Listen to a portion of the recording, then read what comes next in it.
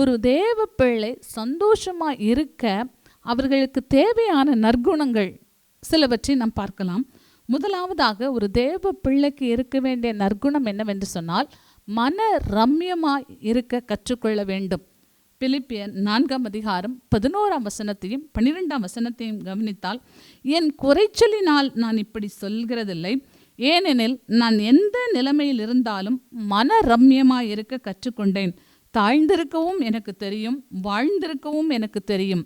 எவ்விடத்திலும் எல்லாவற்றிலும் திருப்தியாய் இருக்கவும், பட்டினியாய் இருக்கவும், பூரணமடையவும், குறைவுபடவும் போதிக்கப்பட்டேன். பவுல் தன்னுடைய ஊழியத்திலே எப்படி நடந்து கொண்டார் என்று இங்கே வேத வசனத்தை நாம் கவனிக்கிறோம்.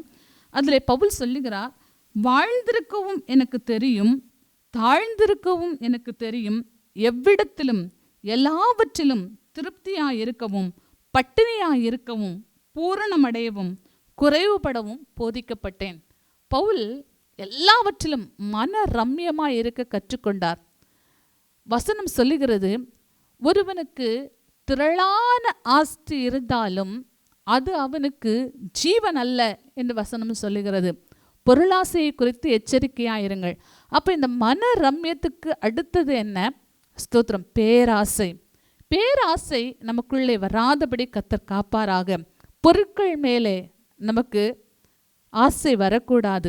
பொருட்கள் வீட்டுக்கு தேவையானது தான், வாழ்க்கைக்கு அவசியமானது தான். ஆனால் நமக்கு எது அவசியமோ, நமக்கு எது தேவையோ அதை கர்த்தரிடத்தில் ஜெபித்து வாங்கி கொள்ள வேண்டும். எது தேவையாக இருந்தாலும், எது அவசியமாக இருந்தாலும், காசு நம்மிடத்தில் இருக்கு என்பதற்காக அல்ல, அது அவசியம் அத்தியாவசியம் என்பதற்காக அல்ல, கர்த்தர் அனுமதித்து எந்த பொருளும் நம்முடைய வீட்டுக்குள்ளே வர வேண்டும். பொருளாசை நம்முடைய சந்தோஷத்தை கெடுக்கும். பொருளாசை நம்முடைய மன அமைதியை கெடுக்கும்.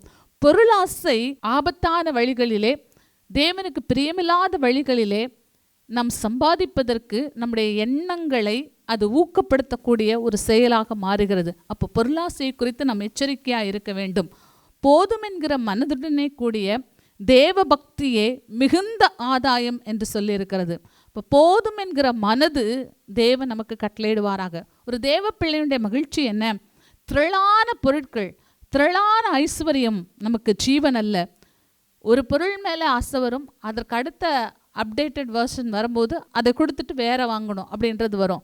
அது உங்களுடைய நேரங்களை வீணடிக்கும், உங்களுடைய பணங்களை விரயமாக்கும், உங்களுடைய மனதை அமைதி இல்லாமல் அது அலைபாய செய்கிறது.